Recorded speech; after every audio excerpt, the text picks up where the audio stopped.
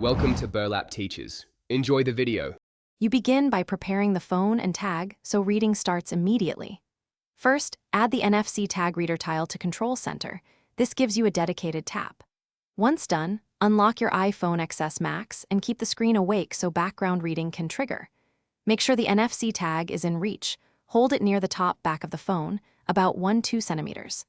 This setup avoids delays and ensures the phone is actively listening for the tag's ID and payload. You now perform the read and act on the tag. Open Control Center and tap the NFC icon to start a focus scan. This beats waiting for background reads. Then, place the top back of your XS Max against the tag and hold steady until you hear the chime or feel the haptic.